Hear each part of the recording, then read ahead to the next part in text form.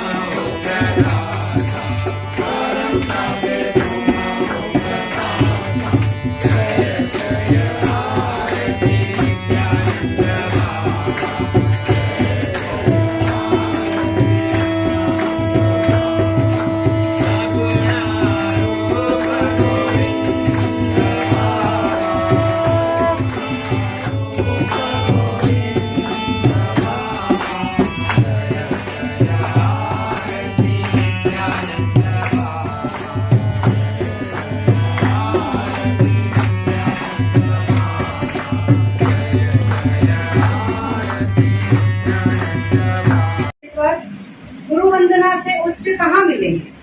तो आओ हम सभी मिलकर कहें, श्री गुरुदेव शरणम, श्री गुरुदेव शरणम, श्री गुरुदेव शरणम, श्री गुरुदेव शरणम। पिछली बार भी कहा था कि गुरुओं द्वारा हमने जो भी ज्ञान प्राप्त किया है उसका कुछ अंश भी यदि हम अपने जीवन में उतार पाए तो हमारे जीवन में निश्चित ही बदलाव आएगा। सहजता को जीवन में स्वीकार करना ही परमता में प्रवेश का मार्ग है। अतः कोशिश करें कि अपने जीवन को सहज बनाने के लिए सत्य व सरलता को अपनाएं। आज हम सभी के लिए एक हर्ष का विषय है जो मैं आप सभी के साथ साझा करना चाहती हूँ। भाई श्री आनंद जी कटारिया के प्रयासों से और परिश्रम से सिलिकॉन सिटी से आश्रम आने वाले मुख्य मार्ग का नाम श्री नित्यानंद मार्ग रखने का निर्णय लिया गया है। अतः आज उनके प्रयासों के लिए व उन्हें धन्यवाद देते हुए आश्रम उनका स्वागत व सम्मान करता है। मैं श्रीमान राजेंद्र जी शर्मा जी से अनुरोध करती हूँ और आनंद भैया से अनुरोध करती हूँ कि कृपया वे यहाँ आए।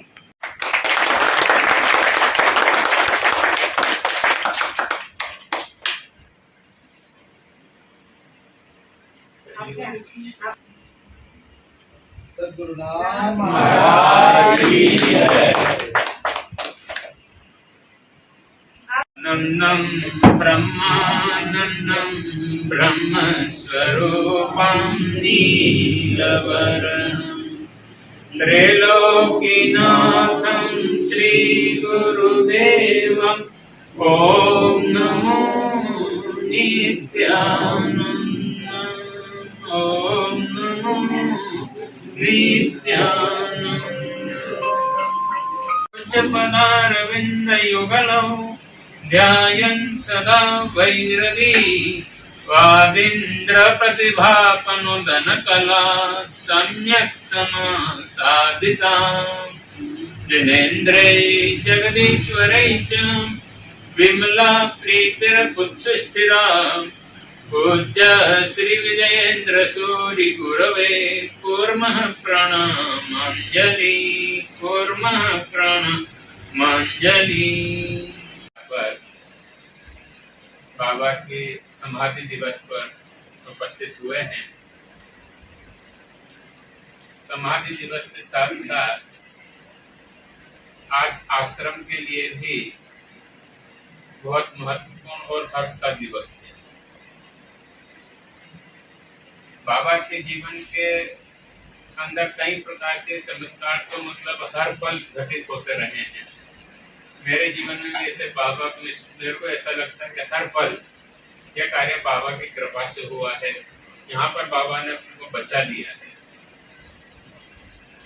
तो जब बाबा मौजूद थे तो ऐसा कहा जाता है कि एक जज थे कोई बंगाली जो बॉम्बे हाई कोर्ट में ड्यूटी थे। वो सूरत जा रहे थे किसी कारण से और भगवान नित्यानंद देव जो है समाधि लेने के कुछ समय पहले की बात है। सूरत से वो बोईसर के आसपास तक आ गए। फिर उनको एकदम रात को चेतना उत्पन्न हुई कि मुझे गणेशपुरी जाना था। अब सूरत तक का टिकट था उनका, पर वलसाड़ में जो है उतर गए और पूछा किसी से भाई गणेशपुरी किधर है, क्योंकि वो जो है ठाकुर रामकृष्ण परमहंस जो है उनको ही मानने वाले थे और चुस्त उनके मतलब कट्टर जिसको बोल दें कि दूसरे किसी को हाथ न जोड़ना, इस प्रकार की उनकी स्थिति आती। पर चूंकि रामकृष्ण परमहंस की तरफ से उनको आ रहा था कि तेरे को उतरना है, गणेशपुरी जाना है, तो वो जो है कोई उपाय भी नहीं था उनके पास। तो वलसाड़ से वापस मुंबई गए और दूसरे दिन जो है वहां पर पूछा कि भैया गणेशपुरी किधर है, क्या है। तो वहां पे किसी ने बताया कि गणेशपुरी जो है विरार से आगे इस प्रकार से जाना होगा। तो जब भगवान नित्यानंद देव के पास पहुंचे तो देखा कि कोई बाबा बैठे हुए हैं, पर जब उनको प्रणाम करने के नीचे झुककर वापस ऊपर उठाया तो वहां पर जो है भगवान नित्यानंद देव की जगह रामकृष्ण परमहंस उनको दिखाई दिया। तो उनको लग गया कि अपन बहुत है, दोनों में कोई फर्क नहीं, चाहे नित्यानंद भगवान हो चाहे रामकृष्ण परमहंस ठाकुर। इस प्रकार के कई चमत्कार उनको घट गए, ये नहीं उन्होंने कल मिले थे जो है कल ऐसे कोई उदाहरण दे रहे थे कि अपन हमेशा सीखते ही रहते हैं। 2005 से बजाय 2002 से 2005 से शशांक जी मृदंग बजा रहे थे। वहाँ पे प्रोग्राम कुछ हो रहा था, शायद सत्संगी था। उस सत्संग में कुछ मृदंग को रखने का कोई एक सिस्टम होता था। उस सिस्टम में जो व्यक्ति कोई बाहर से उसके अधिक जानकारी वाले थे, तो उन्होंने थोड़ा उसका जो है सिचुएशन या वो चेंज करी। तो शशांक जी ने लगा कि यार ऐसा करने से इसकी जो है आवाज ज्यादा गुंजेगी। तो जैसे इन्होंने वो उसकी सिचुएशन चेंज की, अब उन्हें भी नहीं पता था कि शशांक जी कौन है क्या नहीं। बाकी उनके मुंह से निकल गया कभी तुमने मृदंग बजाई थी है क्या।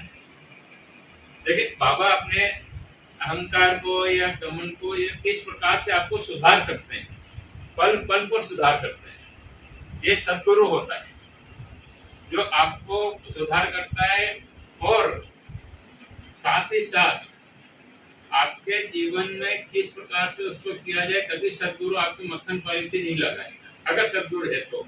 बाकी कोई भी हो ठीक है भाई, इनसे कुछ सीखना है कुछ लेना है, अरे वाह भाई मनीष जी ने ये काम तो मनीष ही कर सकते हैं या सुमित ही कर सकता है। इस प्रकार से अगर कोई कर रहा है तो वो हो सकता है किसी कारण से सद्गुरु समझ रहा हो कि यार एकदम हताश में नहीं आ जाए शशांक जी, यार शशांक जी कुछ नहीं, बार बार उनको डांटे जा रहे हैं तो कहीं हताश के छोड़ो यार, अब अपनों से तो कुछ नहीं होगा। तो कई बार इसके कारण सद्गुरु जो है कुछ प्रशंसा भी कर देता है, पर उस प्रशंसा के अंदर खुलना नहीं चाहिए। उस प्रशंसा के अंदर अपने को ये चाहिए कि अपन किस प्रकार से और ये अपने को प्रशंसा मिले, अपने को सद्गुरु के निकट जाने का मौका मिलना चाहिए। तो सद्गुरु इस प्रकार से कई प्रकार से जो है मौका देते हैं अपने को। अगर सद्गुरु आपको डांट रहा है तो आपके सुधार के लिए, या यह कहते हैं कि आज मुक्तानंद देव की जो प्रतिमा या जो प्रतिभा दिखाई दे रही थी, पिछले गुरु पूर्णिमा पे भी कुछ इस प्रकार की चर्चा हुई थी। तो मुक्तानंद देव जब बाबा बैठा करते थे बाहर अपने कैलाश धाम में, और इधर ब्रह्म उसको क्या वैकुंठ में जब बाबा विराजित रहते थे तो सब पूरा हाल भरा रहता था, और मुक्तानंद देव एकदम कोने पर खड़े रहते थे हाथ जोड़, सब प्रसाद लेके चले जाते थे। और जब बाबा कुछ ऐसी लीलाएं होती थी कि जब बाबा के पास मुक्तानंद देव आए तो बोलते यार तो बेटा तेरे लिए तो कुछ नहीं बचा। बाबा बोलते कोई बात नहीं बाबा, आपका जो आंतरिक आशीर्वाद वो तो मेरे पास है ही, और तो है आपके पास बचा हुआ। तो इस प्रकार से सद्गुरु आपको समय समय पे थोड़ी बहुत कभी एकदम हताश न हो जाए, नीचे न जाने की सोच ले, तो कभी कभी प्रशंसा करे। बाकी वो प्रशंसा आपकी इसलिए कि आपको उत्साह बढ़ता है। आज दिन में ऐसे कोई व्यक्ति आए थे तो उन्होंने कुछ ऐसी बात कर रहे थे, तो मैंने कल जो है उनको बोला कि कल ये बात हुई कि भाई सद्गुरु आपकी कभी वो नहीं करेगा, और ये जो अनुभूतियां होती है, इन अनुभूतियों के बीच में भी जो है अपने को रुकना नहीं चाहिए। वह व्यक्ति आए तो बोले मेरे को यहाँ पर जो है वाइब्रेशन होते इस प्रकार से होते, कभी नहीं होते। तो मैंने कहा यह सब एक अपनी यात्रा के स्टेशन है। अब यहाँ से मान लीजिए नीमच जाना है और सीधा नीमच और इंदौर के बीच में अगर कोई स्टेशन ना हो तो व्यक्ति को लगे यार कितनी लंबी यात्रा है, कैसे उन्हें बीच में फिर चाय पीना थी यार, भूख लग रही है, आलू बड़े खाना है। तो उस सब के लिए एक केवल अनुभूति मात्र है। आपका जैसे मान लीजिए यहाँ से निकले बेटमा आ गया, बदनावर आ गया, रतलाम की कचौरी खा ली, तो आपकी यात्रा सहजता से चली जाएगी। तो ये जो है अनुभूति हो सकता है, आज सर में कुछ हो रहा है, कल सीने में कुछ हो सकता है, कभी इस हाथ में हो सकता है, जरूरी नहीं कि होगा ही। हो सकता है लगातार आपके कई दिनों तक चलते हैं, हो सकता है कि 2 दिन क्रियाएं सारी बंद हो जाए, बड़ी तड़पन पैदा हो जाए, क्या कहीं अपनों से गलतियां तो नहीं हो गई, तो मार गए में कहीं ऐसा तो नहीं हो गया, वैसा तो नहीं। ये सब सोचने के में आता है, पर ये सब सोचने का ये इतना ही समझना चाहिए कि आज कोई मशीन है या उसको चलाना है तो उसको कुछ ठीक करने के लिए कुछ समय छोड़ भी देना पड़ता है ताकि वो ठीक हो जाए। गर्म बहुत हो गई है तो ठंडी हो जाए।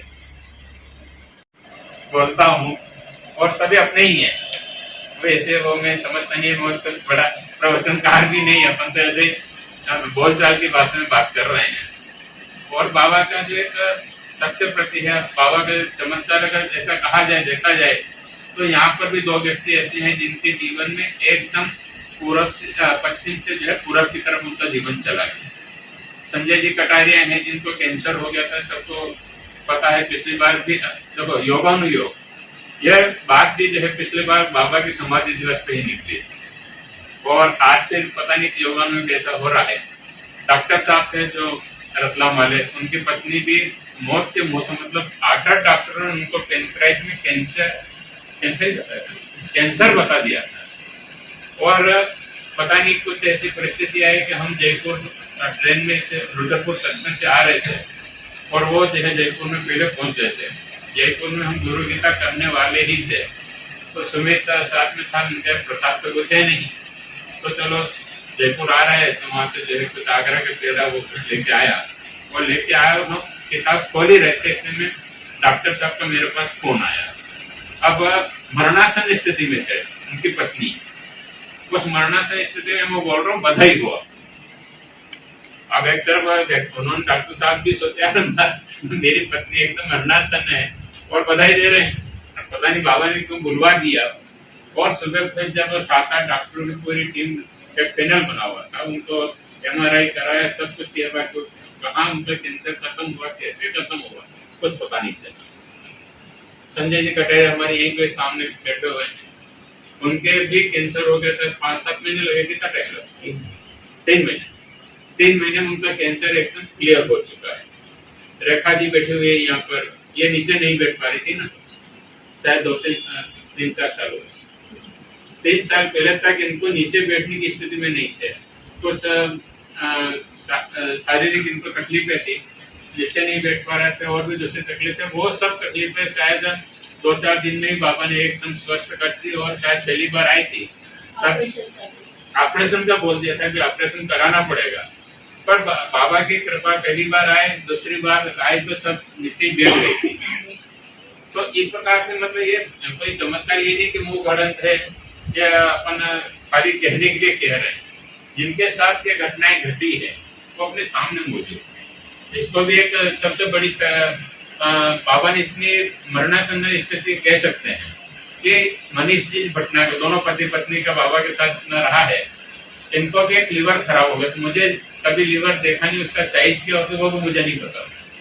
मैं यहीं बैठा हुआ था, ये आके बैठा तो मुझे एकदम जो है लीवर दिखाई दिया और वो एकदम काला जो है दिखाई दिया। और इन्होंने बोला मेरे को इस प्रकार की तकलीफ है। उनका ठीक है, बाबा से प्रार्थना करते हैं अपन। बाबा से जब प्रार्थना करी तो ये आया कि इसके साथ जो है दही का अभिषेक करने को बोला। मुक्तानंद देव की जो फोटो है उसके ऊपर दही का अभिषेक करना और अभिषेक को पीना था और बाद में चावल में रखो है। बाबा को जो है चावल पहले चावल में मतलब अभिषेक करके बाबा का श्रृंगार करके चावल में रखना और साथ कुछ ओम नमः शिवाय ऐसे कुछ 5-10 माला गिनने का बोला था। फिर धीरे धीरे वह जो लीवर, अच्छा उसके बाद मुझे पता भी नहीं था लीवर की आकार क्या होता है, उसका कलर क्या होता है, शुद्ध मतलब स्वस्थ लीवर का। तो वो हुआ। उसके बाद कोई एक अमेरिका से जो व्यक्ति था, वो उनके पिताजी को भी लीवर की तकलीफ थी। ये बोले मेरे को दही नहीं पीना हो रहा है, ये तकलीफ आ रही है। फिर मैंने कहा क्या किया जा सकता है, कायक नहीं, इसको तो दही पिलाना है। ये बात हो ही रहती इतने में जो है जो अमेरिका में व्यक्ति रहता वो आए, बोले मेरे पिताजी को भी यही तकलीफ है और उन्होंने दही तो उनको लिए अमृत रामबाण। तो शायद महीना 2-3 महीने बाकी ठीक होना प्रारंभ तो 5-7 दिन में होना चालू हो गया। 2 दिन तो तकलीफ रहती है, वो सारी तकलीफें बाबा की कृपा से दूर हो गई। बाद में कुछ हुआ तो आया हो, बोला पता नहीं, मैं तो पोस्टमैन का काम करता हूँ, उधर से कुछ आया, इधर दे दिया, इधर से दे वहां तक पहुंचा दिया। इसके अलावा मेरा कोई बीच में जो है रोल नहीं है। इस प्रकार के चमत्कार हो जाते, कोई करते नहीं है। आपकी कारुणिक पुकार जब बाबा के पास पहुंचती है और बाबा के अंदर 1 सेकंड के लिए जब करुणा भाव उत्पन्न होते हैं, उसी समय वो चमत्कार घट जाता है। और किया जाए कि मैं तेरा ये ठीक कर दूंगा, ऐसा हो जाएगा, ऐसा वो चमत्कार नहीं, एक जादू हो सकता है। तो चमत्कार वो होता है कि आपकी कारुणिक पुकार लिखी बाबा तक पहुंची और बाबा के अंदर आपके प्रति एक करुणा भाव उत्पन्न हुआ। बस केवल घटना इतनी सी घटती है, इसी में सारा जो है योगदान हो जाता है। तो एक सबसे बड़ी अभी जैसे कि अनिता जी ने जो है आनंद जी का स्वागत करवाया है, एक आश्रम की बहुत दिनों से ऐसी इच्छा थी कि इस मार्ग का नाम जो है नित्यानंद देव मार्ग रखा जाए। तो आनंद जी ने इसके लिए काफी प्रयास किया, महापौर जी से ज्ञापन भी दिया। और प्रसन्नता की बात है कि आज ही के दिन महापौर जी ने जो है अपने को नित्यानंद देव ध्यान का नामकरण करने की स्वीकृति प्रदान करती है। तो अपन जो है हम जो है साधुवाद करना चाहेंगे कि बाबा के सेवा में उनका जो है उपयोग हुआ है। बाबा ने इस सेवा के लिए उनको जो है चुना गया है। तो आनंद जी का भाग्य समझना चाहिए, आनंद जी को भी मेरा भाग्य मतलब उनका भाग्य है कि बाबा ने इस कार्य के लिए उनको चुना है। तो अपन एक बार फिर आनंद जी का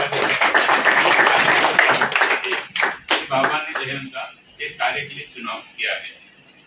तो आज समाधि दिवस है बाबा का, तो इसके लिए बाबा से तो अपन कुछ वो कर नहीं सकते, केवल प्रार्थना ही कर सकते हैं कि हम जितने भी बाबा के बच्चे ही हैं, अपन या शिशु कह दो, बच्चे कह दे, संतान कह दे, पिताजी, कुछ व्यक्ति यहाँ हैं जो बाबा को जो है पिताजी बोलते हैं और माता जी को जो है माता जी बोलते हैं।